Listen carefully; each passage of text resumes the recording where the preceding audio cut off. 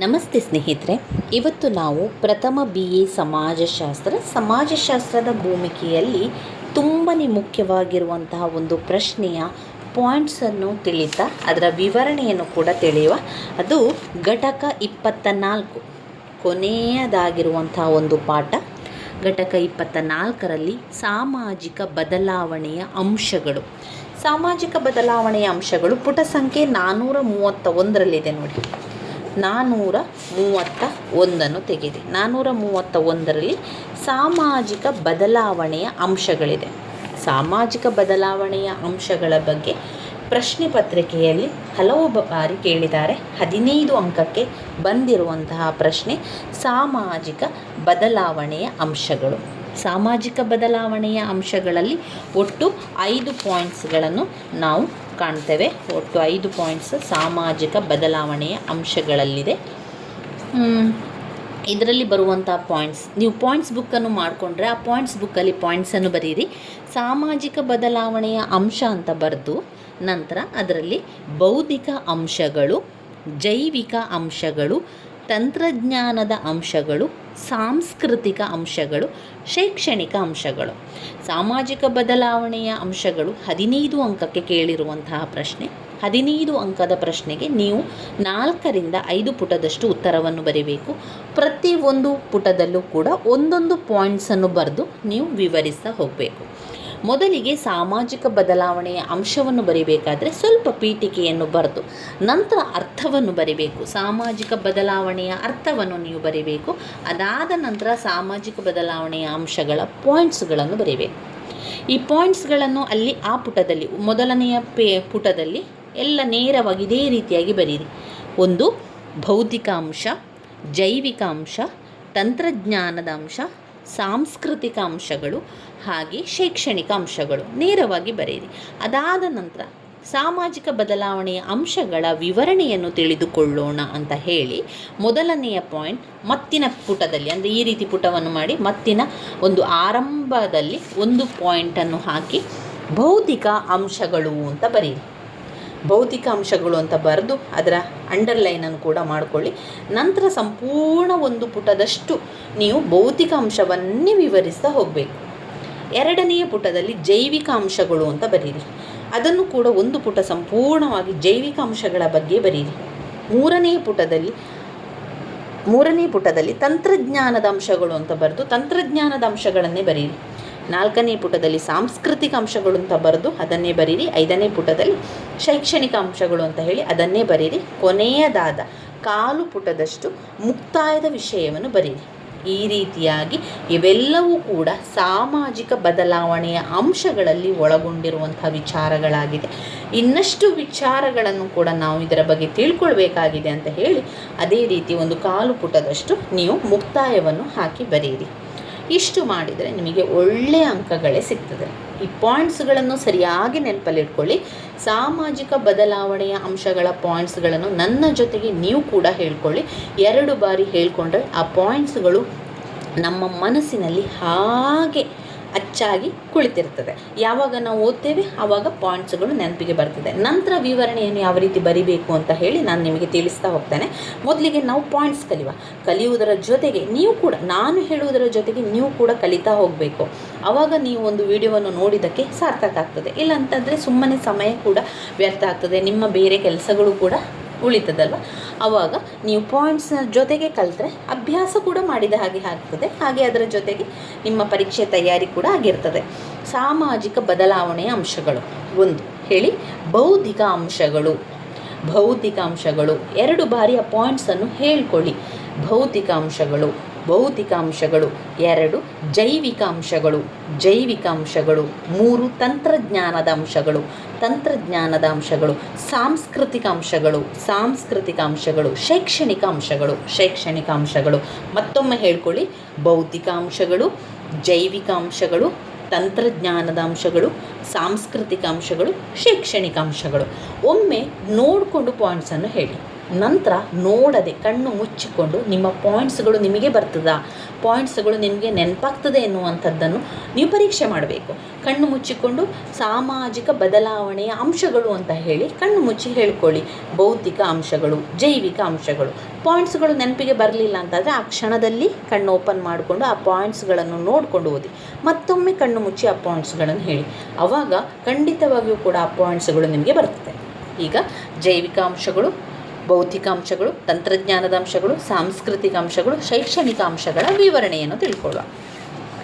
ಪೀಠಿಕೆಯನ್ನು ಯಾವ ರೀತಿ ಬರೆಯುವುದು ಅಂತ ಕೆಲವರ ಪ್ರಶ್ನೆಯಾಗಿದೆ. ಯಾವ ರೀತಿ ಬರೆಯುವಂಥದ್ದು ಇಲ್ಲಿ ನೋಡಿ, ಪರಿಚಯ ನಮಗೆ ಕೊಟ್ಟಿದ್ದಾರೆ. ಅದೇ ರೀತಿಯಲ್ಲಿ ನಾವು ಒಂದು ಪೀಠಿಕೆಯನ್ನು ಬರೆದ್ರೆ ಆಯಿತು. ಯಾವ ರೀತಿ ಕೂಡ ಬರಿಬೋದು. ಈಗ ಸಾಮಾಜಿಕ ಬದಲಾವಣೆಯ ಅಂಶಗಳ ಬಗ್ಗೆ ತಿಳಿಯುತ್ತಾ ಸಾಮಾಜಿಕ ಬದಲಾವಣೆಯ ಬಗ್ಗೆ ಸಾಕಷ್ಟು ಅಧ್ಯಾಯಗಳನ್ನು ಮಾಡಿದ್ದಾರೆ. ಸಾಮಾಜಿಕ ಬದಲಾವಣೆ ತರುವುದಕ್ಕೆ ಸಂಬಂಧಿಸಿದಂತೆ ಜೈವಿಕ, ಭೌತಿಕ, ತಾಂತ್ರಿಕ, ಸಾಂಸ್ಕೃತಿಕ, ಶೈಕ್ಷಣಿಕ ಅಂಶಗಳು ಕೂಡ ಸಾಮಾಜಿಕ ಬದಲಾವಣೆಗೆ ತುಂಬಾ ಪಾತ್ರ ವಹಿಸ್ತದೆ. ಇನ್ನು ಸಮಾಜ ಬಹಳಷ್ಟು ಅಂಶಗಳಿಂದ ಬದಲಾವಣೆ ಆಗ್ತದೆ. ಈಗ ಸಮಾಜದಲ್ಲಿ ಬದಲಾವಣೆ ಆಗುವಂಥದ್ದು ಯಾವ ಕಾರಣದಿಂದ? ಸಮಾಜದಲ್ಲಿ ಬದಲಾವಣೆಯಾಗುವಂಥದ್ದೇ ಜೈವಿಕ, ಭೌತಿಕ, ತಂತ್ರಜ್ಞಾನ, ಸಾಂಸ್ಕೃತಿಕ, ಶೈಕ್ಷಣಿಕ ಕಾರಣಗಳೇ. ಈ ಎಲ್ಲ ಕಾರಣಗಳಿಂದಾಗಿ ನಮ್ಮ ಸಮಾಜ ಬದಲಾವಣೆ ಆಗ್ತಾ ಇದೆ. ಸಮಾಜ ಬದಲಾವಣೆ ಆಗಲಿಕ್ಕೆ ಅನೇಕ ಕಾರಣಗಳಿದೆ. ಅದರಲ್ಲೂ ಕೂಡ ಕೆಲವೊಂದನ್ನು ನಾವು ತಿಳ್ಕೊಳ್ಳುವ. ಸಮಾಜದ ಒಳಗಿರುವ ಆಂತರಿಕ ಅಂಶಗಳಾದರೆ ಕೆಲವು ಸಮಾಜದ ಹೊರಗಿನ ಅಂಶಗಳು ಕೂಡ ಸಮಾಜದ ಬದಲಾವಣೆಗೆ ಸಹಕಾರಿಯಾಗಿರುವಂಥದ್ದು. ಅದರಲ್ಲಿ ಕೆಲವೊಂದು ಜೈವಿಕ, ಭೌತಿಕ, ತಾಂತ್ರಿಕ, ಸಾಂಸ್ಕೃತಿಕ, ಶೈಕ್ಷಣಿಕ ಅಂಶಗಳು. ಇವುಗಳನ್ನು ಅವರೇನು ಹೇಳ್ತಾ ಇದ್ದಾರೆ? ಮಧ್ಯವರ್ತಿ ಪ್ರವರ್ತಕರು ಅಂತ ಕರಿತಾ ಇದ್ದಾರೆ. ಯಾಕಂದರೆ ಲಾಪಿಯರವರ ಪ್ರಕಾರ ಸಮಾಜವನ್ನು ನಿರಂತರವಾಗಿ ಬದಲಾವಣೆ ಆಗುವಂಥದ್ದು ಹಾಗೂ ಅವುಗಳ ನಿರ್ಧಾರಕಗಳಲ್ಲ. ಈ ಅಂಶಗಳು ಸಮಾಜದಲ್ಲಿ ಯಾವಾಗಲೂ ಇರ್ತದೆ. ಈಗ ಸಮಾಜದ ಬದಲಾವಣೆ ಆಗುವಂಥದ್ದು ಅಂತ ಹೇಳಿದರೆ ಒಂದು ನಿನ್ನೆ ಇವತ್ತಿನ ಒಂದು ವಿಷಯ ಅಲ್ಲ. ನಿರಂತರವಾಗಿ ಸಮಾಜ ಬದಲಾವಣೆಗಳಾಗ್ತದೆ. ಅದಕ್ಕೆ ನಿರ್ದಿಷ್ಟ ಕಾರಣ, ಇದೇ ಕಾರಣ ಅಂತ ಏನಿಲ್ಲ, ಬೇರೆ ಬೇರೆ ಕಾರಣಗಳಿದೆ.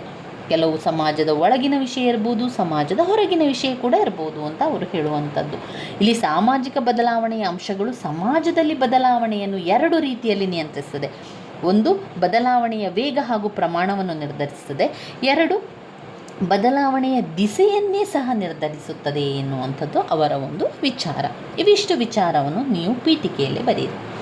ಅದಾದ ನಂತರ ಅರ್ಥ. ಸಾಮಾಜಿಕ ಬದಲಾವಣೆ ಅಂದರೆ ಏನು? ಸಮಾಜದಲ್ಲಿ ಉಂಟಾಗುವಂತಹ ರೀತಿ ನೀತಿಗಳಲ್ಲಿ, ನಿಯಮಗಳಲ್ಲಿ ಉಂಟಾಗುವಂತಹ ಬದಲಾವಣೆಗಳೇ ಸಾಮಾಜಿಕ ಬದಲಾವಣೆಗಳು. ಅದರಲ್ಲಿ ಮೊದಲನೆಯದಾಗಿ ಭೌತಿಕ ಅಂಶ. ಭೌತಿಕ ಅಂಶ ಅಂತ ಬಂದರೆ ಏನೆಲ್ಲ ವಿಚಾರಗಳು ಬರ್ತದೆ? ಈ ಭೌತಿಕ ಅಂಶಗಳು ಅಂತ ಬಂದಾಗ ಅದರಲ್ಲಿ ಒಂದು ಪರಿಸರ, ಅದರಲ್ಲಿ ಸಬ್ ಪಾಯಿಂಟ್ಸನ್ನು ಹಾಕಿ. ಈಗ ನೀವು ಒಂದು ಪುಟದಷ್ಟು ಭೌತಿಕ ಅಂಶಗಳು ಅಂತ ಬರೆದಾಗ ನಿಮಗೆ ಅನಿಸ್ಬೋದು ಒಂದು ಪುಟದಷ್ಟು ಇದರಲ್ಲಿ ಬರೀಲಿಕ್ಕೆ ಏನಿದೆ, ಅಥವಾ ಒಂದು ಪುಟದಷ್ಟು ಹೇಗೆ ಬರೆಯುವುದು ಅಂತ. ಇದರಲ್ಲಿ ನೀವು ಸಬ್ ಪಾಯಿಂಟ್ಸನ್ನು ತಗೊಳ್ಬೇಕು. ಈ ವಿಚಾರದಲ್ಲಿ ಸಬ್ ಪಾಯಿಂಟ್ಸ್ ಅಂತ ತಗೊಂಡಾಗ ಒಂದು ಪುಟದಷ್ಟು ಬರೀಲಿಕ್ಕೆ ಏನೂ ಕಷ್ಟ ಇಲ್ಲ. ಏನು ಸಬ್ ಪಾಯಿಂಟ್ಸ್? ಭೌತಿಕ ಅಂಶಗಳು. ಭೌತಿಕ ಅಂಶಗಳಂದರೆ ಏನು? ಅದು ವಾತಾವರಣಕ್ಕೆ ಸಂಬಂಧಪಟ್ಟಂಥದ್ದು, ಪರಿಸರಕ್ಕೆ ಸಂಬಂಧಪಟ್ಟಂಥದ್ದು. ಭೌತಿಕ ಅಂಶಗಳು ಪರಿಸರಾತ್ಮಕ ಅಂಶಗಳಾಗಿದೆ, ಭೌತಿಕ ವಾತಾವರಣಕ್ಕೆ ಸಂಬಂಧಪಟ್ಟದ್ದಾಗಿದೆ. ನಮ್ಮ ಸುತ್ತಮುತ್ತಲಿನ ವಾತಾವರಣದ ಸಂಬಂಧ, ನಮ್ಮ ಸುತ್ತಮುತ್ತಲಿನ ಸ್ಥಿತಿಗತಿಗಳನ್ನು ಒಳಗೊಂಡಿದೆ. ಇದೆಲ್ಲ ಕೂಡ ಭೌತಿಕ ಅಂಶದೊಳಗೆ ಬರ್ತದೆ. ಈ ಭೌತಿಕ ಅಂಶದಲ್ಲಿರುವಂಥ ಸಬ್ ಪಾಯಿಂಟ್ಸ್ಗಳು: ಒಂದು ಪರಿಸರ, ಎರಡು ವಾಯುಗುಣ, ಮೂರು ಮಳೆ, ನಾಲ್ಕು ನೈಸರ್ಗಿಕ ಗಿಡಗಳು, ಖನಿಜ ಸಂಪತ್ತುಗಳು ಮತ್ತು ಪ್ರಾಣಿಗಳ ಜೀವನಗಳಿಂದ ಪ್ರಬಲವಾಗಿ ಪ್ರಭಾವವನ್ನು ಹೊಂದಿದೆ. ಪ್ರಾಣಿಗಳ ಜೀವನ, ಇವೆಲ್ಲ ವಿಚಾರಗಳು ನಾವು ಸಬ್ ಪಾಯಿಂಟ್ಸ್ ಆಗಿ ಭೌತಿಕ ಅಂಶದಲ್ಲಿ ನೀವು ಬರಿಬೇಕು. ಒಂದು ಪರಿಸರ, ಎರಡು ವಾಯುಗುಣ, ಮೂರು ಮಳೆ, ನಾಲ್ಕು ನೈಸರ್ಗಿಕ ಗಿಡಗಳು, ಐದು ಖನಿಜ ಸಂಪತ್ತು, ಆರು ಪ್ರಾಣಿಗಳ ಜೀವನ, ಖನಿಜ ಸಂಪತ್ತು, ನೈಸರ್ಗಿಕ ಗಿಡಗಳು, ಮಳೆ, ವಾಯುಗುಣ, ಪರಿಸರ. ಈ ಒಂದು 6 ಪಾಯಿಂಟ್ಸನ್ನು ಅದರೊಳಗೆ ಭೌತಿಕ ಅಂಶದೊಳಗೆ ಹಾಕಿ ಸಬ್ ಪಾಯಿಂಟ್ಸನ್ನು ಬರೆದ ನಂತರ ಆ ಸಬ್ ಪಾಯಿಂಟ್ಸನ್ನು ವಿವರಿಸಬೇಕು ನೀವು. ಈಗ ನಾವು ನೋಡಿದರೆ ಭೌತಿಕ ಅಂಶಗಳಿಂದ ಸಾಮಾಜಿಕ ಬದಲಾವಣೆ ಆಗ್ತದೆ. ಸರಿ, ಸಾಮಾಜಿಕ ಬದಲಾವಣೆಯ ದಿಕ್ಕು ಮತ್ತು ಗತಿಯನ್ನು ನಿರ್ಧರಿಸಲಿಕ್ಕೆ ಈ ಒಂದು ಭೌತಿಕ ಅಂಶಗಳು ತುಂಬಾ ಪ್ರಭಾವವನ್ನು ಬೀರ್ತದೆ. ಇಲ್ಲಿ ಅವರು ಉದಾಹರಣೆಯನ್ನು ಕೂಡ ಕೊಡ್ತಾರೆ. ಮರುಭೂಮಿಯಲ್ಲಿ ವಾಸಿಸುತ್ತಿರುವ ಸಮಾಜದಲ್ಲಿ, ಈಗ ಮರುಭೂಮಿಯಲ್ಲಿ ವಾಸ ಮಾಡ್ತಾರೆ ಅಂತ ಇಟ್ಕೊಳ್ಳಿ, ಮರುಭೂಮಿಯಲ್ಲಿ ವಾಸ ಮಾಡ್ತಾ ಇದ್ದಾರೆ. ಅಂತಹ ಒಂದು ಸಮಾಜದಲ್ಲಿ ಅವರ ಪರಿಸ್ಥಿತಿ, ಅವರ ಸ್ಥಿತಿಗತಿಗಳು ತುಂಬಾ ಸರಳವಾಗಿರುತ್ತದೆ. ಏಕೆಂದರೆ ಕಡಿಮೆ ನೀರು, ತೀವ್ರವಾದ ಶಾಖವು ಕಾರಣವಾಗಿರುತ್ತದೆ. ಒಂದು ವೇಳೆ ಆ ಪ್ರದೇಶದಲ್ಲಿ ಮುಖ್ಯವಾಗಿ ಖನಿಜ ವಸ್ತುಗಳು ಪತ್ತೆಯಾದರೆ ಸಮಾಜದ ಸಾಮಾಜಿಕ ಸ್ಥಿತಿಗತಿಗಳು ಬದಲಾವಣೆಗಳಾಗ್ತದೆ. ಇನ್ನು ಅರೇಬಿಯನ್ ಸಮಾಜಕ್ಕೂ ಇದೇ ರೀತಿಯಾದ ಪರಿಣಾಮ ಉಂಟಾಗ್ತದೆ. ಖನಿಜ ತೈಲ ನಿಕ್ಷೇಪಕ್ಕೂ ಮೊದಲು ಅಲ್ಲಿನ ಸಮಾಜ ತುಂಬ ಸರಳವಾಗಿತ್ತು. ಯಾವಾಗ ನಾವು ಅಲ್ಲಿ ಖನಿಜ ಸಂಪತ್ತು ಸಿಗಲಿಕ್ಕೆ ಆರಂಭವಾಗ್ತದ, ಆಗ ಆ ಖನಿಜ ಸಂಪತ್ತನ್ನು ತೆಗಿಲಿಕ್ಕೆ ಬರುವಂಥದ್ದು, ಅಲ್ಲಿ ಜನ ಬರುವಂಥದ್ದು, ಅಲ್ಲಿನ ಒಂದು ವ್ಯವಸ್ಥೆಯೇ ಬದಲಾಗ್ತದೆ, ಅಲ್ಲಿನ ಒಂದು ಜನರ ಜೀವನ ಕೂಡ ಬದಲಾವಣೆ ಆಗ್ತಾನೆ ಹೋಗ್ತದೆ. ಈ ಖನಿಜ ತೈಲದ ಅನ್ವೇಷಣೆಯಿಂದಾಗಿ ಅವರ ಮೊದಲಿನ ಜೀವನ ಶೈಲಿಯಾಗಿದ್ದಂತಹ ಒಂದು ಚಿಕ್ಕ ಗುಡಾರದಲ್ಲಿ ವಾಸ ಮಾಡುವಂಥದ್ದು, ಒಂಟೆಗಳ ಮೇಲಿನ ಪ್ರಯಾಣ ಸಂಪೂರ್ಣವಾಗಿ ಬದಲಾಗ್ತಾ ಹೋಗ್ತದೆ. ಜನ ಏನು ಮಾಡ್ತಾರೆ, ಈಗ ಸಂಪೂರ್ಣವಾಗಿ ಶ್ರೀಮಂತಿಕೆಯಲ್ಲಿ ಬದುಕುತ್ತಿದ್ದಾರೆ. ಮೊದಲೆಲ್ಲ ಅವರದ್ದು ಸರಳ ಜೀವನ ಇತ್ತು. ಈಗ ಮರುಭೂಮಿಯಲ್ಲಿ ಜೀವನ ಮಾಡ್ತಾ ಇದ್ದಾಗ ಅವರು ಒಂಟೆಯ ಮೇಲೆ ಹೋಗ್ತಾ ಇದ್ರು, ಒಂದು ಸಣ್ಣ ಅಲ್ಲಿ ಒಂದು ಸಣ್ಣ ಒಂದು ಮನೆಯನ್ನು ಮಾಡಿಕೊಂಡು ಅಲ್ಲಿ ಜೀವನ ಮಾಡ್ತಾಯಿದ್ರು. ಯಾವಾಗ ಖನಿಜ ಸಂಪತ್ತನ್ನು ಮಾಡಲಿಕ್ಕೆ ಆರಂಭವಾದರು, ಅಲ್ಲಿನ ಜನರು ಶ್ರೀಮಂತ ಆಗಲಿಕ್ಕೆ ಆರಂಭ ಆದರು. ಯಾಕಂದರೆ ದುಡ್ಡು ಕೊಡ್ತಾಯಿದ್ರು ಜನರು. ಯಾವಾಗ ಖನಿಜ ಸಂಪತ್ತನ್ನು ತೆಗೆದುಕೊಳ್ಳಲಿಕ್ಕೆ ಬರ್ತಾ ಇದ್ದ ಜನರು ಅವರಿಗೆ ಹಣ ಕೊಟ್ಟು ಖನಿಜ ಸಂಪತ್ತನ್ನು ತಗೊಂಡು ಹೋಗ್ತಾಯಿದ್ರು. ಇದರಿಂದಾಗಿ ಮರುಭೂಮಿಯ ಜನರು ಏನಾದರೂ ಶ್ರೀಮಂತರಾದ ಕೂಡಲೇ ಅವರು ಸಣ್ಣ ಸಣ್ಣ ಮನೆಗಳಲ್ಲಿ ವಾಸ ಮಾಡ್ತಾರಾ? ಇಲ್ಲ. ಹಾಗೆಯೇ ಒಂಟೆಯಲ್ಲಿ ಪ್ರಯಾಣ ಮಾಡ್ತಾರಾ? ಇಲ್ಲ. ಆವಾಗ ವಾಹನ ಸೌಕರ್ಯಗಳನ್ನು ತಂದರು, ದೊಡ್ಡ ದೊಡ್ಡ ಕಟ್ಟಡಗಳನ್ನು ಅಲ್ಲಿ ಕಟ್ಟಲಿಕ್ಕೆ ಆರಂಭ ಮಾಡಿದರು, ದೊಡ್ಡ ದೊಡ್ಡ ಮನೆಗಳೆಲ್ಲ ಬಂತು. ಈ ರೀತಿಯಾಗಿ ಬೇರೆ ದೇಶಗಳಿಂದ ಈ ಮರುಭೂಮಿಯ ರಾಷ್ಟ್ರಗಳಾದ Saudi Arabia, Yemen, Oman, Bahrain ಮೊದಲಾದ ಕಡೆ ಏನು ಮಾಡಿದರು, ಜನರು ಕೆಲಸವನ್ನು ಹುಡುಕಿಕೊಳ್ತಾ ಅಲ್ಲಿಗೆ ಬರ್ತಾಯಿದ್ರು. ಕೆಲವೊಮ್ಮೆ ಈ ಒಂದು ಬದಲಾವಣೆಗಳು ಈ ರೀತಿಯಾಗಿ ಆಗ್ತದೆ. ಇನ್ನು ಕೆಲವೊಮ್ಮೆ ಏನಾಗ್ತದೆ, ನೈಸರ್ಗಿಕವಾಗಿ ಆಗುವಂಥದ್ದು, ಭೂಕಂಪ ಉಂಟಾಗ್ತದೆ, ಸುನಾಮಿ, ಪ್ರವಾಹ, ಬರಗಾಲ, ಇದೆಲ್ಲ ಕೂಡ ವ್ಯತಿರಿಕ್ತ ಪರಿಣಾಮವನ್ನು ಕೂಡ ಉಂಟು ಮಾಡ್ತದೆ.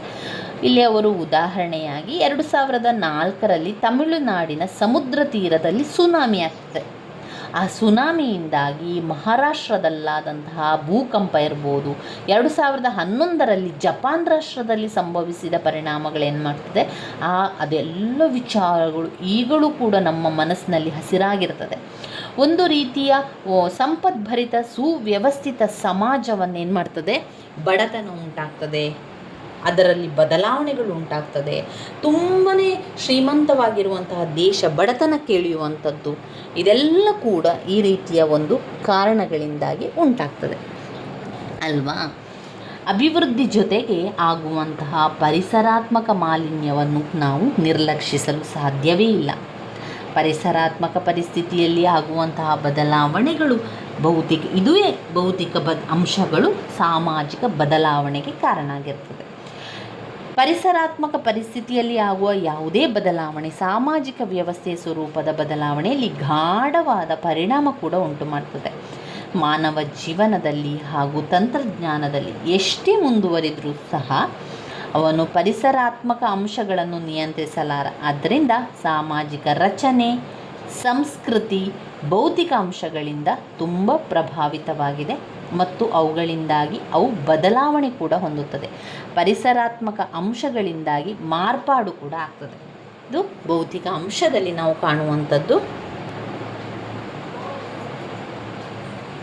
ಇನ್ನು ಎರಡನೇ ಪಾಯಿಂಟ್ಸನ್ನು ನಾವು ತಗೊಂಡ್ರೆ ಜೈವಿಕ ಅಂಶಗಳು. ಈ ಜೈವಿಕ ಅಂಶಗಳನ್ನು ಒಂದು ಪುಟದಲ್ಲಿ ಬರೆದು ಅದಕ್ಕೂ ಕೂಡ ಕೆಲವು ಸಬ್ ಪಾಯಿಂಟ್ಸ್ಗಳನ್ನು ಬರೆದು ಆ ಪಾಯಿಂಟ್ಸ್ಗಳನ್ನು ನೀವು ವಿವರಿಸಬೇಕು. ಇನ್ನು ಸಾಮಾಜಿಕ ಬದಲಾವಣೆ ಎನ್ನುವಂಥದ್ದು ಭೌತಿಕ ಅಂಶಕ್ಕೆ ಮಾತ್ರವಲ್ಲ, ಜೈವಿಕ ಅಂಶದಲ್ಲೂ ಕೂಡ ಇದೆ. ಈ ಜೈವಿಕ ಅಂಶಗಳು ಯಾವ ವಿಚಾರವಾಗಿ ಬರ್ತದೆ? ಜೈವಿಕ ಅಂಶಗಳು ಬರುವಂಥದ್ದು ಮಾನವನ ಜೀವನದ ಜನನದ ಪ್ರಮಾಣ, ಮರಣದ ಪ್ರಮಾಣ, ಫಲಿತತೆಯ ಪ್ರಮಾಣ, ಮುಂಬರುವ ತಲೆಮಾರುಗಳ ಆನುವಂಶಿಕ ಗುಣಮಟ್ಟಗಳನ್ನು ಜನಸಾಂಘಿಕ ಪ್ರಕ್ರಿಯೆಗಳು ನಿರ್ಧರಿಸ್ತದೆ. ನೋಡಿ, ಜೈವಿಕ ಅಂಶಗಳು ಅಂತ ಬಂದಾಗ ಅಲ್ಲಿ ಮಾನವನ ಸಂಪೂರ್ಣ ಜೀವನದ ಒಂದು ಬದಲಾವಣೆಗಳು ಅಂತ ಹೇಳ್ಬೋದು. ಭೌತಿಕ ಅಂಶ ಬಂದಾಗ ಅಲ್ಲಿ ಪರಿಸರ, ವಾಯುಗುಣ, ಮಳೆ, ಖನಿಜ ಸಂಪತ್ತು, ಪ್ರಾಣಿ ಜೀವನ ಎಲ್ಲ ಕೂಡ ಬರ್ತದೆ. ಹಾಗೆ ಇಲ್ಲಿ ಜೈವಿಕ ಅಂಶಗಳು ಅಂತ ಬಂದಾಗ ಜನನದ ಪ್ರಮಾಣ, ಮರಣದ ಪ್ರಮಾಣ, ಫಲಿತತೆಯ ಪ್ರಮಾಣ ಎಲ್ಲ ಕೂಡ ಬರ್ತದೆ. ಅದನ್ನು ನಾವು ಸಬ್ ಪಾಯಿಂಟ್ಸ್ ಆಗಿ ತಗೊಳ್ಳಿ.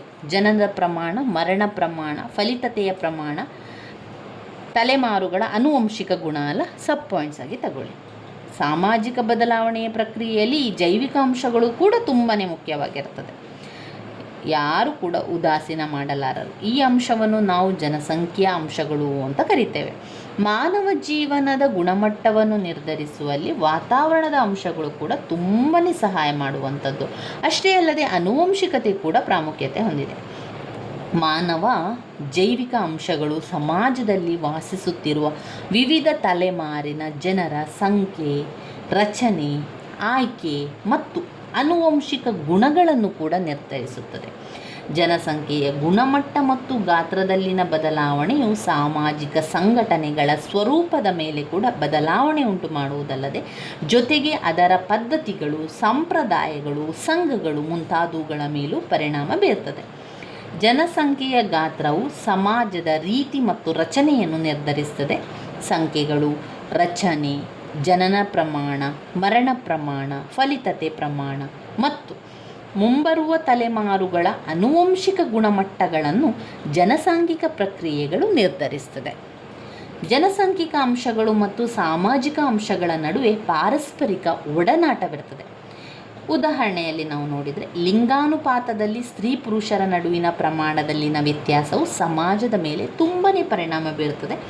ಉತ್ತರ ಭಾರತದಲ್ಲಿನ ಪರ್ವತ ಪ್ರದೇಶದಲ್ಲಿರುವ ಹಿಮಾಲಯದಲ್ಲಿ ಪತಿತ್ವಕ್ಕೆ ಸ್ತ್ರೀಯರ ಸಂಖ್ಯೆಯಲ್ಲಿನ ಒಂದು ಕುಸಿತವೇ ಕಾರಣ ಅಂತ ಹೇಳ್ತಾ ಇದ್ದಾರೆ. ಅಲ್ಲಿ ನಾವು ಇತ್ತೀಚೆಗೆ ಹೆಣ್ಣು ಶಿಶು ಹತ್ಯೆ, ಹೆಣ್ಣು ಭ್ರೂಣ ಹತ್ಯೆಗಳ ಕಾರಣದಿಂದಾಗಿ ಹರಿಯಾಣದಂತಹ ರಾಜ್ಯದಲ್ಲಿ ಯುವಕರು ಹೊರ ರಾಜ್ಯಗಳಿಂದ ಹೆಣ್ಣು ಮಕ್ಕಳನ್ನು ವಿವಾಹವಾಗುತ್ತಿರುವುದರಿಂದ ಈ ರಾಜ್ಯಕ್ಕೆ ಹೆಚ್ಚಿನ ಸಂಖ್ಯೆಯಲ್ಲಿ ಮಹಿಳೆಯರ ವಲಸೆಗೆ ದಾರಿ ಮಾಡಿಕೊಟ್ಟಿದೆ. ಈ ರೀತಿಯ ಬದಲಾವಣೆಗಳು ಇದೆಲ್ಲ ಕೂಡ ನಮ್ಮ ಜೈವಿಕ ಬದಲಾವಣೆಗಳಿಗೆ ಇರುವಂಥದ್ದು. ಜೈವಿಕ ಬದಲಾವಣೆಗಳಾಗ್ತಾ ಇರ್ತದೆ. ಒಂದು ಸಮಾಜದ ಬದಲಾವಣೆ ಎನ್ನುವಂಥದ್ದು, ಒಂದು ಪರಿಸರದ ಬದಲಾವಣೆ, ನಮ್ಮ ಸುತ್ತಮುತ್ತಲಿನ ಇರುವಂಥ ಬದಲಾವಣೆಗಳಾಗಿರ್ತದೆ. ಜನಸಂಖ್ಯೆಯಲ್ಲಿನ ಹೆಚ್ಚಳವು ನಿರುದ್ಯೋಗ, ಕೊಳಚೆ ಪ್ರದೇಶಗಳು, ಆಹಾರದ ಕೊರತೆ, ವಸತಿ ಸಮಸ್ಯೆಗಳು, ಅಪರಾಧ, ವೇಶ್ಯಾವಾಟಿಕೆ, ಬಡತನದಂತಹ ಸಮಸ್ಯೆಗಳನ್ನು ಕೂಡ ಸೃಷ್ಟಿಸುತ್ತದೆ. ಇದೇ ರೀತಿ ಜನಸಂಖ್ಯೆಯಲ್ಲಾಗುವ ಇಳಿತದಿಂದಲೇ ಪಾಶ್ಚಿಮಾತ್ಯ ರಾಷ್ಟ್ರಗಳು ತಮ್ಮದೇ ಆದ ತೊಂದರೆಗಳನ್ನು ಕೂಡ ಅನುಭವಿಸುತ್ತಿದೆ. ಈ ಜನಸಂಖ್ಯಾ ಇಳಿತದಿಂದ ಕೆಲವೊಂದು ಪಾಶ್ಚಿಮಾತ್ಯ ರಾಷ್ಟ್ರಗಳು ಕೈಗಾರಿಕೆ, ಬೇಸಾಯ, ಆಸ್ಪತ್ರೆ, ಸಾರಿಗೆ ವ್ಯವಸ್ಥೆ, ಕಾರ್ಮಿಕರ ಕೊರತೆಯ ಸಮಸ್ಯೆಯನ್ನು ಕೂಡ ಅನುಭವಿಸ್ತಾ ಇದೆ. ಜನನದ ಪ್ರಮಾಣದಲ್ಲಿನ ಇಳಿತದಿಂದ ಯುವಕರ ಸಂಖ್ಯೆ ಇಳಿಮುಖವಾಗಿ ಸ್ವೀಡನ್, ಅಮೇರಿಕಾ, ರಷ್ಯಾ ಮುಂತಾದ ಕಡೆಗಳಲ್ಲಿ ಜನಾಂಗೀಯ ಆತ್ಮಹತ್ಯೆ ಎನ್ನುವಷ್ಟರ ಮಟ್ಟಿಗೆ ಪರಿಣಾಮ ಬೀರ್ತಾ ಇದೆಯಂತೆ. ಈ ರಾಷ್ಟ್ರಗಳು ತಮ್ಮಗಳ ಉದ್ಯಮಗಳನ್ನು ನಡೆಸಲು ಇತರೆ ರಾಷ್ಟ್ರಗಳಿಂದ ವಲಸೆಗೆ ಉತ್ತೇಜನವನ್ನು ಕೂಡ ಮಾಡಬೇಕಾಗಿದೆ. ಇನ್ನು ವೈದ್ಯಕೀಯ ಬೆಳವಣಿಗೆ ಇರ್ಬೋದು, ಶಸ್ತ್ರಚಿಕಿತ್ಸೆಗಳು, ಉತ್ತಮ ಗುಣಮಟ್ಟದ ಔಷಧಿಗಳು, ಸಾಂಕ್ರಾಮಿಕ ರೋಗಗಳ ಮೇಲಿನ ನಿಯಂತ್ರಣ ಮುಂತಾದ ಅಂಶಗಳು ಕೂಡ ಹೆಚ್ಚಿನ ಜೀವಿತಾವಧಿಗೆ ಕಾರಣವಾಗಿದೆ.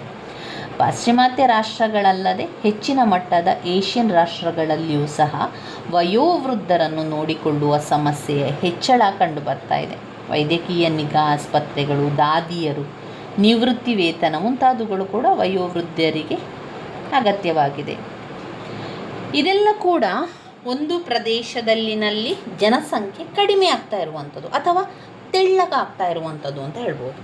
ಈ ಜೈವಿಕ ಅಂಶಗಳು ಕೂಡ ನಮ್ಮ ಸಮಾಜದ ಬದಲಾವಣೆಗೆ ತುಂಬಾ ಕಾರಣವಾಗಿರುವಂತಹ ಅಂಶಗಳು.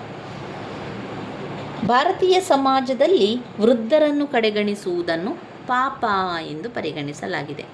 ಆದರೆ ಈಗ ಈ ಒಂದು ಮನೋಧೋರಣೆ ಏನಾಗಿದೆ, ಬದಲಾವಣೆ ಆಗ್ತಾ ಇದೆ.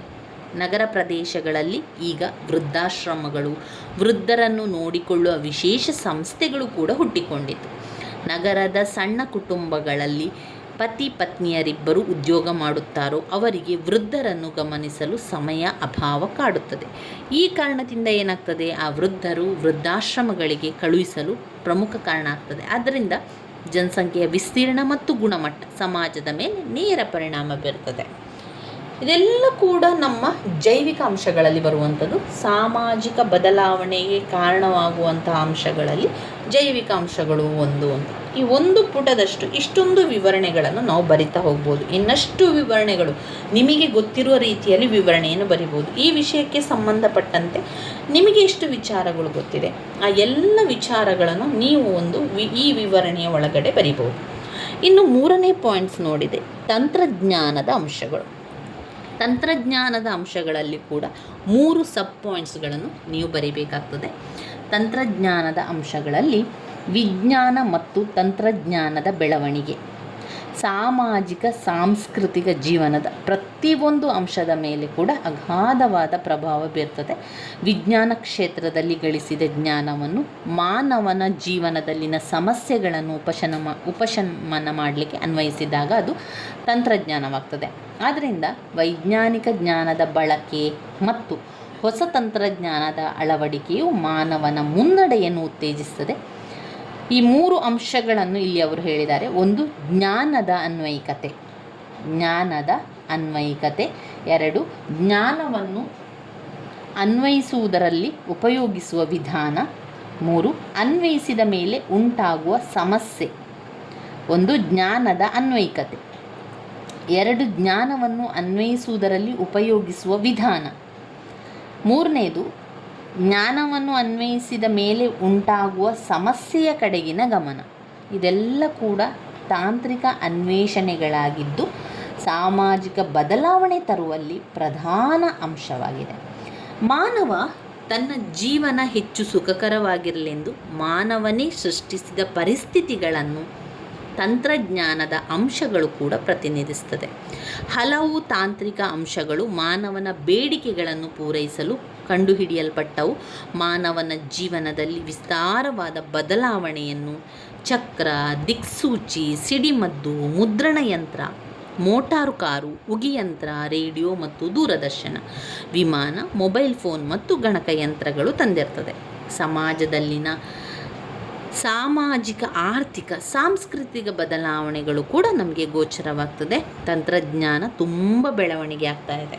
ಈ ತಂತ್ರಜ್ಞಾನದ ಬೆಳವಣಿಗೆಯಿಂದಾಗಿ ಕೂಡ ನಾವು ಸಾಮಾಜಿಕ ಬದಲಾವಣೆಗಳನ್ನು ಕಾಣ್ತಾ ಇದ್ದೇವೆ. ಬೇರೆ ಬೇರೆ ತಂತ್ರಜ್ಞಾನ, ಈಗ ತಂತ್ರಜ್ಞಾನ ಅಂತ ಹೇಳಿದ ಕೂಡಲೇ ಒಂದೇ ವಿಷಯ ಇಲ್ಲ, ಅದು ಎಲ್ಲ ವಿಷಯಗಳನ್ನು ಕೂಡ ಒಳಗೊಂಡಿರ್ತದೆ. ಅದರಲ್ಲಿ ಮೂಲಾಂಶ ಅಂತ ಹೇಳಿದ್ರಲ್ಲಿ ಜ್ಞಾನದ ಅನ್ವಯ ಆಗುವಂಥದ್ದು, ಜ್ಞಾನವನ್ನು ಅನ್ವಯಿಸುವಂಥದ್ದು, ಜ್ಞಾನವನ್ನು ಅನ್ವಯಿಸುವಾಗ ಉಂಟಾಗುವಂಥ ಸಮಸ್ಯೆಗಳು, ಜ್ಞಾನವನ್ನು ಅನ್ವಯಿಸೋದ್ರಲ್ಲಿ ಉಪಯೋಗಿಸುವಂತಹ ಒಂದು ವಿಧಾನಗಳು. ಈಗ ಒಂದು ಜ್ಞಾನವನ್ನು ಅನ್ವಯಿಸಬೇಕು ಅಥವಾ ಒಂದು ಜ್ಞಾನವನ್ನು ಕಲಿಬೇಕು ಅಥವಾ ಒಂದು ಶಿಕ್ಷಣವನ್ನು ಪಡ್ಕೊಳ್ಬೇಕು ಅಂತ ಹೇಳಿದರೆ ಆ ಒಂದು ಶಿಕ್ಷಣ ಯಾವ ರೀತಿ ನಾವು ಪಡ್ಕೊಳ್ತೇವೆ, ಅದನ್ನು ಯಾವ ರೀತಿ ಅನ್ವಯಿಸ್ತೇವೆ ಅನ್ನುವಂಥದ್ದು. ಅದಾದ ನಂತರ ಅನ್ವಯಿಕೆಯಲ್ಲಿ ಉಂಟಾಗುವಂಥ ಒಂದು ವಿಧಾನ ಏನು, ಅದರಲ್ಲಿ ಉಪಯೋಗಿಸುವಂಥ ವಿಧಾನವನ್ನು ತಿಳ್ಕೊಳ್ಳುವಂಥದ್ದು. ಅದರ ಜೊತೆಗೆ ಅನ್ವಯಿಕೆಯ ಮೇಲೆ ಉಂಟಾಗುವಂಥ ಸಮಸ್ಯೆಗಳು, ಈ ಸಮಸ್ಯೆಗಳನ್ನು ಕೂಡ ನಾವು ತಿಳ್ಕೊಳ್ಬೇಕು. ಇದೆಲ್ಲ ವಿಚಾರಗಳು ಆಧುನಿಕ ಯುಗವನ್ನು ತಂತ್ರಜ್ಞಾನದ ಯುಗ ಅಂತ ಕರೀತಾ ಇದ್ದೇವೆ. ಸಮಾಜದ ಮೇಲೆ ಈ ತಂತ್ರಜ್ಞಾನದ ಪರಿಣಾಮದಿಂದಾಗಿ ಅನೇಕ ವಿಚಾರಗಳು ಉಂಟಾಗ್ತದೆ, ಅನೇಕ ಬದಲಾವಣೆಗಳು ಕೂಡ ಉಂಟಾಗ್ತದೆ. ಸಮಾಜದಲ್ಲಿ ಬದಲಾವಣೆ ತರುವಲ್ಲಿ ತಾಂತ್ರಿಕ ಅಂಶಗಳು ತುಂಬಾ ಪ್ರಧಾನವಾದ ಪಾತ್ರವನ್ನು ವಹಿಸ್ತದೆ.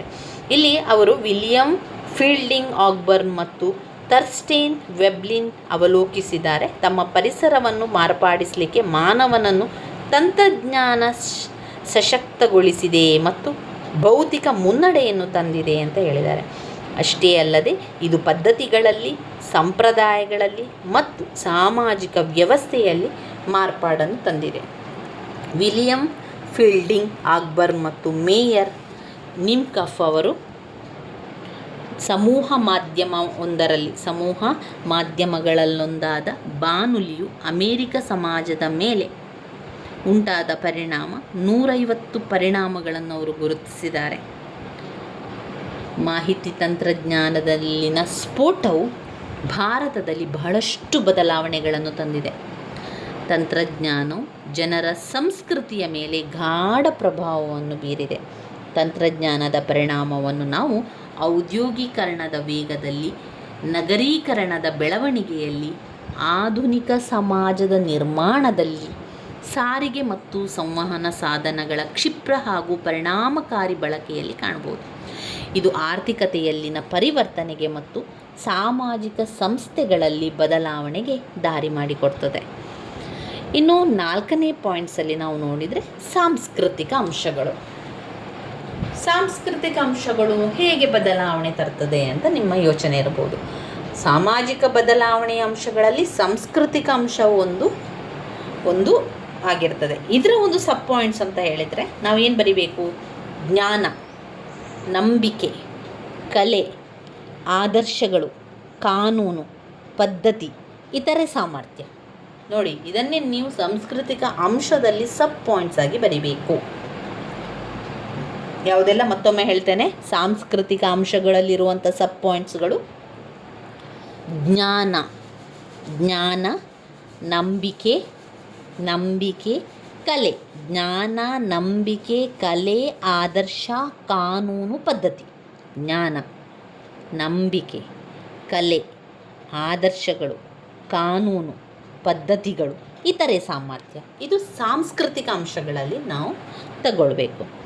ಸಾಂಸ್ಕೃತಿಕ ಅಂಶಗಳು ಕೂಡ ನಮ್ಮ ಸಮಾಜದ ಬದಲಾವಣೆಗೆ ತುಂಬಾ ಪ್ರಮುಖ ಸ್ಥಾನವನ್ನು ಹೊಂದಿದೆ. ಇದು ವಿಚಾರ ಸಿದ್ಧಾಂತಗಳು, ಜ್ಞಾನ, ಅನ್ವೇಷಣೆಗಳು ಮತ್ತು ಮೌಲ್ಯ ವ್ಯವಸ್ಥೆಗೆ ಸಾಂಸ್ಕೃತಿಕ ಅಂಶಗಳು ಅನ್ವಯಿಸ್ತದೆ. ಸಾಂಸ್ಕೃತಿಕ ಅಂಶಗಳು ಸಮಾಜದ ಒಳಗಿನ ಮತ್ತು ಹೊರಗಿನವುಗಳಾಗಿರ್ತದೆ. ಎಡ್ವರ್ಡ್ ಬರ್ನೆಟ್ ಟೈಲರ್ ಅವರ ಸಂಸ್ಕೃತಿಯ ಬಗೆಗೆ ಪ್ರಸಿದ್ಧವಾಗಿರುವ ಒಂದು ವ್ಯಾಖ್ಯಾನ ಅವರು ನೀಡಿದ್ದಾರೆ. ಅವರ ಪ್ರಕಾರ ಸಂಸ್ಕೃತಿಯು ಸಂಕೀರ್ಣವಾಗಿದ್ದು, ಸಮಾಜದ ಒಬ್ಬ ಸದಸ್ಯನಾಗಿ ವ್ಯಕ್ತಿಯು ಗಳಿಸಿದ ಒಟ್ಟಾರೆ ಜ್ಞಾನ, ನಂಬಿಕೆ, ಕಲೆ, ಆದರ್ಶಗಳು, ಕಾನೂನು, ಪದ್ಧತಿಗಳು, ಇತರೆ ಸಾಮರ್ಥ್ಯಗಳನ್ನು ಒಳಗೊಂಡಿದೆ. ಸಂಸ್ಕೃತಿ ಎನ್ನುವುದು ಸ್ವಭಾವದಲ್ಲಿ ಚಲನಶೀಲವಾಗಿದ್ದು ಸಮಾಜದ ಬೇರ್ಪಡಿಸಲಾಗದ ಅಂಶವಾಗಿದೆ. ಆದ್ದರಿಂದ ಸಂಸ್ಕೃತಿ ಬದಲಾದಂತೆ ಸಮಾಜವೂ ಕೂಡ ಬದಲಾಗುತ್ತದೆ. ಸಂಸ್ಥೆಗಳು ಮತ್ತು ಸಾಮಾಜಿಕ ಅಂಶಗಳ ಸಾಮಾಜಿಕ ಸಂಬಂಧಗಳ ಮಾದರಿಗಳಲ್ಲಿ ಪ್ರಸರಣ ಮತ್ತು ಸ್ವಾಂಗೀಕರಣಗಳಂತಹ ಸಂಸ್ಕೃತಿಯ ಪ್ರಕ್ರಿಯೆಗಳು ಗಣನೀಯವಾದ ಬದಲಾವಣೆಯನ್ನು ತರುತ್ತದೆ. ಸಂಸ್ಕೃತಿಯ ಮಾದರಿಗಳಲ್ಲಿನ ಬದಲಾವಣೆಗಳು ಅಂದರೆ, ಈಗ ಒಂದು ಸಂಸ್ಕೃತಿ ಅಂತ ಹೇಳಿದ ಕೂಡಲೇ ಅಲ್ಲಿ ಬೇರೆ ಬೇರೆ ವಿಚಾರಗಳಿರ್ತದಲ್ವಾ. ಜ್ಞಾನದ ಬಗ್ಗೆ ತಿಳಿಯುವಂಥದ್ದು, ಈಗ ಹೆಚ್ಚು ಜ್ಞಾನವನ್ನು ಪಡ್ಕೊಂಡು ಬೇರೆ ಬೇರೆ ಆವಿಷ್ಕಾರಗಳನ್ನು ಮಾಡುವಂಥದ್ದು. ನಂಬಿಕೆಗಳು, ಕೆಲವು ಪದ್ಧತಿಗಳು, ನಂಬಿಕೆಗಳು ಏನು ಮಾಡ್ತಾರೆ, ಕೆಲವೊಂದು ಆಚರಣೆಗಳನ್ನೆಲ್ಲ ಮಾಡ್ತಾರೆ. ಇದು ಸಾಮಾಜಿಕ ಬದಲಾವಣೆ ಉಂಟಾಗ್ತದೆ. ಕಲೆಗಳು, ಬೇರೆ ಬೇರೆ ಕಲೆಗಳು ಮುಖಾಂತರ ಆಗುವಂಥದ್ದು. ಇನ್ನು ಆದರ್ಶಗಳು, ಅವರವರ ಒಂದು ಆದರ್ಶಗಳು ಯಾವ ರೀತಿ ಇರ್ತದೆ, ಆ ಆದರ್ಶದ ಮೇಲೆ ಜೀವನವನ್ನು ಮಾಡ್ತಾ ಇರ್ತಾರೆ. ಅದು ಸಮಾಜದ ಮೇಲೆ ಪ್ರಭಾವವನ್ನು ಬೀರ್ತದೆ. ಇನ್ನು ಕಾನೂನುಗಳಿರ್ಬೋದು, ಪದ್ಧತಿಗಳಿರ್ಬೋದು, ಈ ಎಲ್ಲ ಪದ್ಧತಿಗಳಿಂದಲೂ ಕೂಡ ಸಮಾಜದಲ್ಲಿ ಬೇರೆ ಬೇರೆ ಜೀವನಗಳು ಉಂಟಾಗ್ತದೆ. ಇಲ್ಲಿ ವಲಸೆ ಹೋಗುವ ಸಮೂಹವು ವಲಸೆ ಹೋಗಿರುವಲ್ಲಿನ ಸಂಸ್ಕೃತಿಯ ಗುಣಲಕ್ಷಣಗಳನ್ನು ಸಂಪೂರ್ಣವಾಗಿ ಪಾಲಿಸುವಂಥದ್ದು. ಒಂದು ಕಡೆಯಿಂದ ಇನ್ನೊಂದು ಕಡೆಗೆ ಹೋದಾಗ ಏನು ಮಾಡ್ತಾರೆ, ಅವರ ಪದ್ಧತಿಗಳನ್ನು ಅಲ್ಲಿ ಕೂಡ ಮಾಡ್ತಾರೆ, ಅಥವಾ ಅವರ ಒಂದು ಸಂಸ್ಕೃತಿ, ಅವರ ಒಂದು ಜ್ಞಾನ, ಅವರ ಒಂದು ಕಲೆ, ಅವರ ಒಂದು ನಂಬಿಕೆಯನ್ನು ಅಲ್ಲಿ ಕೂಡ ಹೋಗಿ ಮಾಡುವುದರಿಂದ ಅಲ್ಲಿ ಕೂಡ ಬದಲಾವಣೆಗಳು ಉಂಟಾಗ್ತದೆ. ಹೀಗೆ ಅಮೇರಿಕ ದೇಶಕ್ಕೆ ಹೋಗುವ ಭಾರತೀಯರು ಹಲವಾರು ವರ್ಷಗಳಲ್ಲಿ ಅಲ್ಲಿ ಕಳೆದ ಮೇಲೆ ಸಂಪೂರ್ಣವಾಗಿ ಅಮೇರಿಕ ಸಮಾಜದ ಜೀವನ ಶೈಲಿಯನ್ನು ಅನುಸರಣೆ ಮಾಡುವಂಥದ್ದು ಸ್ವಾಂಗೀಕರಣಕ್ಕೆ ಉದಾಹರಣೆಯಾಗಿರುವಂಥದ್ದು. ಕೆಲವರು ಏನು ಮಾಡ್ತಾರೆ, ತಮ್ಮ ಪದ್ಧತಿ ಇರ್ಬೋದು, ತಮ್ಮ ಒಂದು ಕಲೆ ಇರ್ಬೋದು, ತಮ್ಮ ನಂಬಿಕೆಯನ್ನು ಹಾಗೆ ಇಟ್ಟುಕೊಂಡು ಬೇರೆ ಯಾವುದೇ ದೇಶಕ್ಕೆ ಹೋದರೆ ಅದನ್ನೇ ಮುಂದುವರಿಸಿಕೊಂಡು ಹೋಗ್ತಾರೆ. ಅವರ ನಂತರ ಅವರ ತಲೆಮಾರುಗಳು ಕೂಡ ಏನು ಮಾಡ್ತಾರೆ, ಅದೇ ಒಂದು ಪದ್ಧತಿಯನ್ನು ಅನುಸರಿಸಿಕೊಂಡು ಹೋದಾಗ ಭಾರತೀಯ ಸಂಸ್ಕೃತಿ ಅಲ್ಲಿ ಬೆಳೀತಾ ಹೋಗ್ತದೆ. ಅಥವಾ ಅವರು ಅಲ್ಲಿನ ಒಂದು ಸಂಸ್ಕೃತಿಗೆ ಒಗ್ಗಿಕೊಂಡ್ರೆ ಅವರು ಅಲ್ಲಿಯದನ್ನೇ ಮುಂದುವರಿಸಿಕೊಂಡು ಹೋಗ್ತಾರೆ ವಿನಃ ಭಾರತದ ಸಂಸ್ಕೃತಿಯನ್ನು ಅಥವಾ ನಂಬಿಕೆಯನ್ನು, ಪದ್ಧತಿಯನ್ನು ಮಾಡೋದಿಲ್ಲ. ಈ ರೀತಿಯಾಗಿ ಈ ಒಂದು ಸಂಸ್ಕೃತಿ ಎನ್ನುವಂಥದ್ದು ಸಾಮಾಜಿಕ ಬದಲಾವಣೆಗೆ ತುಂಬಾ ಮುಖ್ಯವಾಗಿರುವಂಥ ಅಂಶವಾಗಿರುತ್ತದೆ. ಬೇರೆ ಬೇರೆ ಕಾರಣದಿಂದಾಗಿ ಜ್ಞಾನ, ಕಲೆ, ನಂಬಿಕೆ, ಪದ್ಧತಿಗಳು, ಕಾನೂನುಗಳು ಎಲ್ಲ ಸೇರಿ ಒಂದು ಸಾಂಸ್ಕೃತಿಕ ಅಂಶಗಳಾಗಿ ಸಾಮಾಜಿಕ ಬದಲಾವಣೆಗೆ ತುಂಬಾ ಸಹಕಾರಿಯಾಗಿರುವಂಥದ್ದು.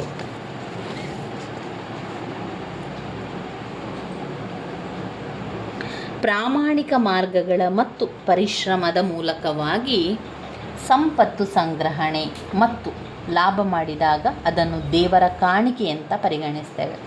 ಆದ್ದರಿಂದ ಪ್ರಾಟೆಸ್ಟೆಂಟ್ ಧರ್ಮವನ್ನು ಅನುಸರಿಸಿರುವ ಅಮೇರಿಕಾ, ಜರ್ಮನಿ, ಬ್ರಿಟನ್, ಕೆನಡಾ ಈ ರೀತಿಯ ದೇಶಗಳೆಲ್ಲ ಆ ಒಂದು ಧರ್ಮವನ್ನು ಆಚರಿಸ್ತಾ ಇದ್ದಾರೆ ಅಂತ ಹೇಳಿದರೆ ಆರ್ಥಿಕವಾಗಿ ಮುನ್ನಡೆದವು.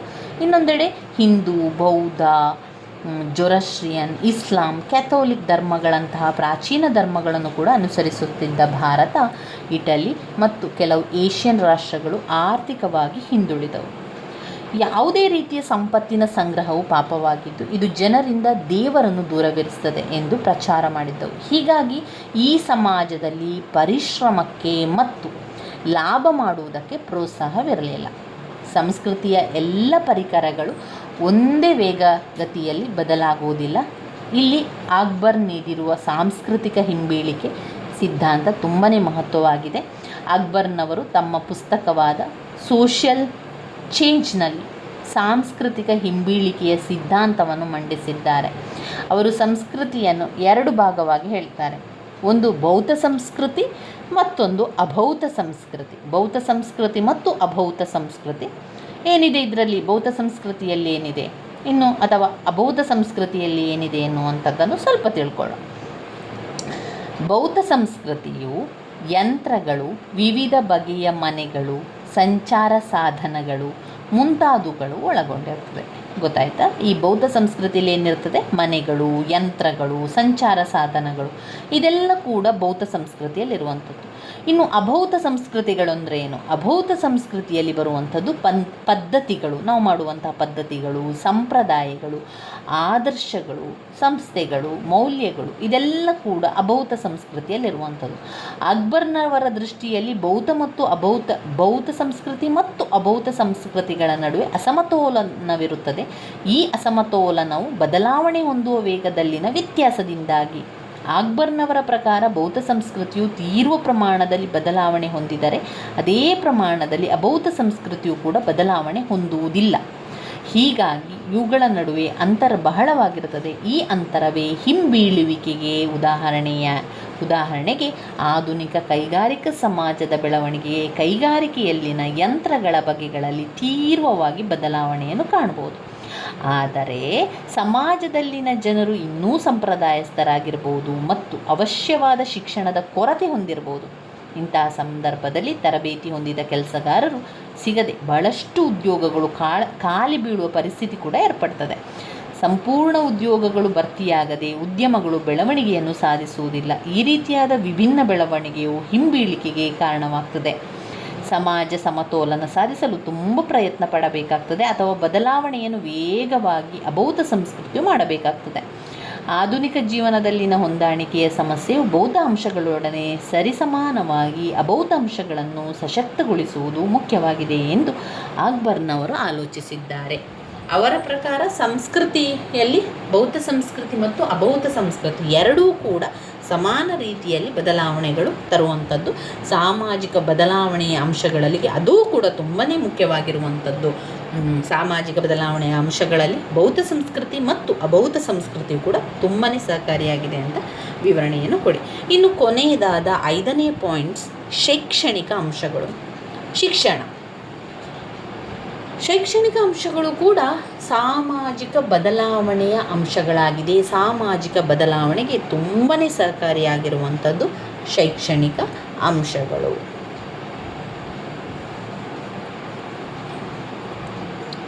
ಶಿಕ್ಷಣವು ಸಾಮಾಜಿಕ ಬದಲಾವಣೆಗೆ ಒಂದು ಸಾಧನ. ಶಿಕ್ಷಣ ಎನ್ನುವಂಥದ್ದು ಈಗಿನ ಯುವ ಪೀಳಿಗೆಯವರನ್ನು ಸಮಾಜೀಕರಣಗೊಳಿಸುವ ಪ್ರಕ್ರಿಯೆ ಎಂದು ಎಮಿಲೆ ಡರ್ಕಿಮ್ ಅವರ ಅಭಿಪ್ರಾಯ. ಅಂದರೆ ಈಗಿನ ಯುವ ಜನರನ್ನು ಅಥವಾ ಯುವ ಮಕ್ಕಳನ್ನು ಸಮಾಜದಲ್ಲಿ ಸಮಾಜೀಕರಣಕ್ಕಾಗಿ ಬೆಳೆಸುವಂಥದ್ದು. ಸಾಮಾಜೀಕರಣವನ್ನು ಗೊಳಿಸಬೇಕು ಅಂತ ಹೇಳಿ ಆದರೆ ಯುವಕರಿಗೆ ಅಂದರೆ ಯುವ ಮಕ್ಕಳಿಗೆ ಶಿಕ್ಷಣವನ್ನು ಕೊಡಬೇಕು. ಶಿಕ್ಷಣ ಎನ್ನುವಂಥದ್ದು ಬದಲಾವಣೆಗೆ ಪ್ರಮುಖ ಸಾಧನ. ಬದಲಾವಣೆ ಆಗಬೇಕು ಅಂತ ಆದರೆ ಪ್ರತಿಯೊಬ್ಬನಿಗೂ ಕೂಡ ಶಿಕ್ಷಣ ಸಿಗಬೇಕು.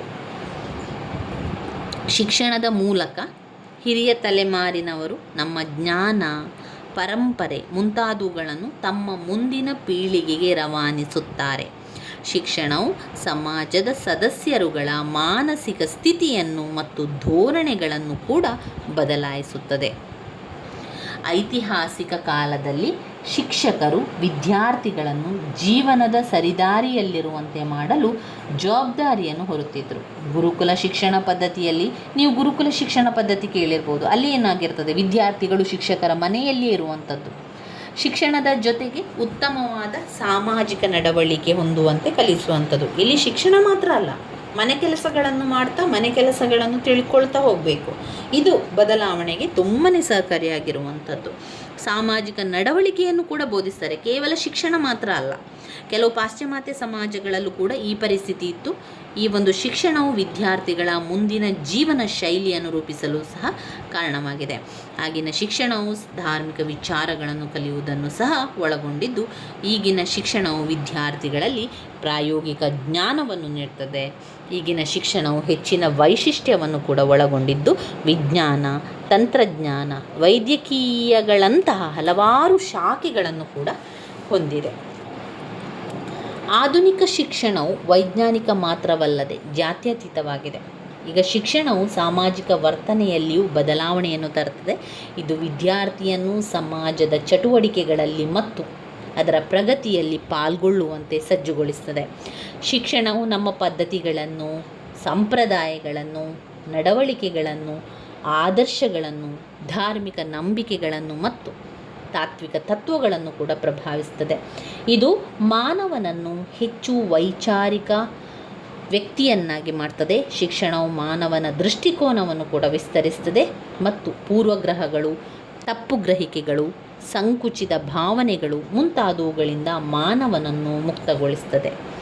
ಶೈಕ್ಷಣಿಕವಾಗಿ ಬೆಳೆದಂತಹ ವ್ಯಕ್ತಿಯು ಈಗಿನ ಸಮಾಜದ ಕೇಂದ್ರವಾಗಿದ್ದಾನೆ ಮತ್ತು ಅಂತಹ ವ್ಯಕ್ತಿಗಳು ಆರ್ಥಿಕ, ಸೈನಿಕ ಹಾಗೂ ರಾಜಕೀಯ ಶಕ್ತಿಗಳ ಉನ್ನತಿಗಾಗಿ ಅವರು ಬೇಕೇ ಬೇಕು ಎಂದು ಸಮಾಜಶಾಸ್ತ್ರಜ್ಞ ಪೀಟರ್ ಡ್ರಕ್ಕರ್ ಅವರು ಹೇಳ್ತಾರೆ.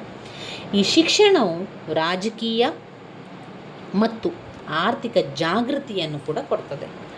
ಅದರಿಂದ ಈ ಶಿಕ್ಷಣ ಎನ್ನುವಂಥದ್ದು ಸಾಮಾಜಿಕ ಬದಲಾವಣೆಯ ಪ್ರಮುಖ ಅಂಶ ಅಂತಲೇ ಹೇಳ್ಬೋದು. ಬೇರೆ ಬೇರೆ ಬದಲಾವಣೆಗೆ ಇದು ಸಹಕಾರಿಯಾಗುವಂಥದ್ದು. ಶೈಕ್ಷಣಿಕವಾಗಿ ಬೆಳೆದ ವ್ಯಕ್ತಿಯು ಈಗಿನ ಸಮಾಜದ ಕೇಂದ್ರವಾಗಿದ್ದಾನೆ. ಅಂತಹ ವ್ಯಕ್ತಿಗಳೇನು ಮಾಡ್ತಾರೆ, ಆರ್ಥಿಕ, ಸೈನಿಕ, ರಾಜಕೀಯ ಶಕ್ತಿಗಳ ಒಂದು ಬೆಳವಣಿಗೆ ಇದು ಬೇಕು. ಶಿಕ್ಷಣವು ರಾಜಕೀಯ ಮತ್ತು ಆರ್ಥಿಕ ಜಾಗೃತಿಯನ್ನು ಕೊಡುತ್ತದೆ. ಅಷ್ಟೇ ಅಲ್ಲದೆ ಪರರ ಆಳ್ವಿಕೆಯಲ್ಲಿ ಆಧುನಿಕ ಶಿಕ್ಷಣವು ಸುಶಿಕ್ಷಿತ ಭಾರತೀಯರಲ್ಲಿ ಸಾಮಾಜಿಕ ಸುಧಾರಣೆಯ ಅಗತ್ಯತೆಯ ಜಾಗೃತಿಯನ್ನು ಕೂಡ ತಂದಿದೆ.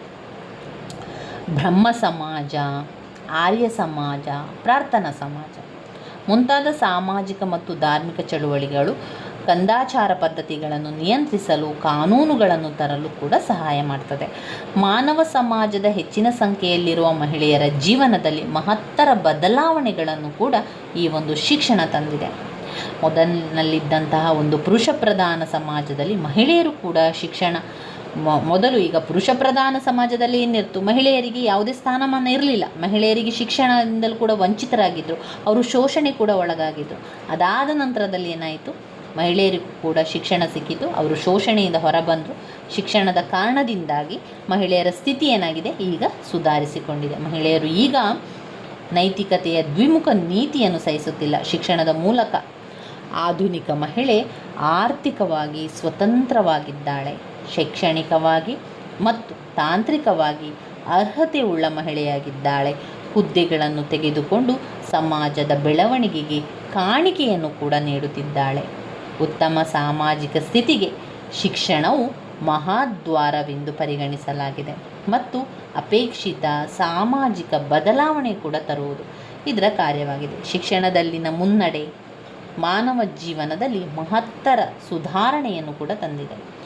ವೈದ್ಯಕೀಯ ಶಿಕ್ಷಣದಲ್ಲಿನ ಮುನ್ನಡೆಯು ಮಾನವನ ಜೀವನದ ಅವಧಿಯನ್ನು ಸಹ ಹೆಚ್ಚು ಮಾಡುವುದರ ಮೂಲಕ ಉತ್ತಮ ಆರೋಗ್ಯ ಪರಿಸ್ಥಿತಿಗಳಿಗೆ ದಾರಿ ಮಾಡಿಕೊಡ್ತದೆ. ಈ ಶೈಕ್ಷಣಿಕ ಅಂಶಗಳು ಸಾಮಾಜಿಕ ಬದಲಾವಣೆಯ ಪ್ರಮುಖ ಸಾಧನವಾಗಿದೆ. ಶಿಕ್ಷಣವು ಯುವ ಪೀಳಿಗೆಯವರನ್ನು ಸಾಮಾಜೀಕರಣಗೊಳಿಸುವಂತಹ ಪ್ರಕ್ರಿಯೆ ಅಂತ ಎಮಿಲೆ ಡರ್ಕಿಮ್ ಅವರು ಹೇಳಿರುವಂಥದ್ದು ತುಂಬಾ ಒಂದು ಸತ್ಯವಾದ ಮಾತಾಗಿದೆ. ಶಿಕ್ಷಣದ ಮೂಲಕ ಹಿರಿಯ ತಲೆಮಾರಿನವರು ನಮ್ಮ ಜ್ಞಾನ, ಪರಂಪರೆ ಮುಂತಾದವುಗಳನ್ನೆಲ್ಲ ಏನು ಮಾಡ್ತಾರೆ, ತಮ್ಮ ಮುಂದಿನ ಪೀಳಿಗೆಗೆ ಅವರು ಕೊಡ್ತಾರೆ. ಮುಂದಿನ ಪೀಳಿಗೆಯವರು ಕಲಿಬೇಕು, ಗೊತ್ತಾಗಬೇಕು, ಅವರು ಕೂಡ ತಿಳ್ಕೊಳ್ಬೇಕು ಎನ್ನುವಂಥದ್ದು. ಈ ಶಿಕ್ಷಣದಿಂದಾಗಿ ಅನೇಕ ಬದಲಾವಣೆಗಳು ಸಮಾಜದಲ್ಲಿ ಆಗ್ತಾನೇ ಇದೆ. ಇನ್ನು ಮುಂದೆ ಕೂಡ ಈ ಶಿಕ್ಷಣದಿಂದ ಅನೇಕ ಸಾಮಾಜಿಕ ಬದಲಾವಣೆಗಳು ನಿರಂತರವಾಗಿ ನಡೀತಾನೆ ಇರುವಂಥ ವಿಚಾರವಾಗಿದೆ. ಇವಿಷ್ಟು ವಿಚಾರಗಳು ನಾವು ಸಾಮಾಜಿಕ ಬದಲಾವಣೆಯ ಅಂಶಗಳಲ್ಲಿ ತಿಳ್ಕೊಳ್ಬೇಕಾಗಿರುವಂಥದ್ದು. ಮತ್ತೊಮ್ಮೆ ಪಾಯಿಂಟ್ಸ್ಗಳನ್ನು ನೋಡ್ತಾ ಹೋಗುವ. ಸಾಮಾಜಿಕ ಬದಲಾವಣೆಯ ಅಂಶಗಳು: 1 ಭೌತಿಕ ಅಂಶ, 2 ಜೈವಿಕ ಅಂಶ, 3 ತಂತ್ರಜ್ಞಾನದ ಅಂಶಗಳು, 4 ಸಾಂಸ್ಕೃತಿಕ ಅಂಶಗಳು, ಹಾಗೆಯೇ 5 ಶೈಕ್ಷಣಿಕ ಅಂಶಗಳು. ತುಂಬಾ ಮುಖ್ಯವಾಗಿರುವಂಥ ಒಂದು ಪ್ರಶ್ನೆ, ಸ್ಕಿಪ್ ಮಾಡಬೇಡಿ, ತುಂಬಾ ಸುಲಭ ಇದೆ. ಸಾಮಾಜಿಕ ಬದಲಾವಣೆಯ ಅಂಶಗಳನ್ನು 15 ಅಂಕಕ್ಕೆ ಬಂದಾಗ 4 ರಿಂದ 5 ಪುಟದಷ್ಟು ಉತ್ತರವನ್ನು ಬರೆಯಿರಿ. ಸಾಮಾಜಿಕ ಬದಲಾವಣೆಯ ಅಂಶಗಳನ್ನು 10 ಅಂಕಕ್ಕೆ ಕೊಟ್ಟಾಗ 3 ರಿಂದ 4 ಪುಟದಷ್ಟಾದರೂ ಉತ್ತರವನ್ನು ಬರೆಯಬೇಕು. ಹಾಗೆಯೇ 5 ಅಂಕಕ್ಕೆ ಬಂದಾಗ ಅದನ್ನೇ ನೀವು 1.5 ಪುಟದಷ್ಟು ಬರೆದರೆ ಸಾಕು. ಮೊದಲು ಪಾಯಿಂಟ್ಸ್ ಬರೀ, ಸ್ವಲ್ಪ ಪಾಯಿಂಟ್ಸನ್ನು ವಿವರಿಸಿದರೆ ಸಾಮಾಜಿಕ ಬದಲಾವಣೆಯ ಅಂಶಗಳನ್ನು 5 ಅಂಕಕ್ಕೂ ಕೂಡ ಬರೀಲಿಕ್ಕಾಗ್ತದೆ. ಅದರಿಂದ ಸಾಮಾಜಿಕ ಬದಲಾವಣೆಯ ಅಂಶಗಳು ಮುಖ್ಯವಾಗಿರುವಂತಹ ಒಂದು ಪ್ರಶ್ನೆ. ನನ್ನ ವೀಡಿಯೋಸ್ ಎಲ್ಲ ನಿಮಗೆ ಇಷ್ಟ ಆಗ್ತಾ ಇದ್ದರೆ ಲೈಕ್ ಕೊಡಿ, ಶೇರ್ ಮಾಡಿ, ಸಬ್ಸ್ಕ್ರೈಬ್ ಮಾಡಲಿಕ್ಕೆ ಮರಿಬೇಡಿ ಸ್ನೇಹಿತರೆ. ಧನ್ಯವಾದಗಳು.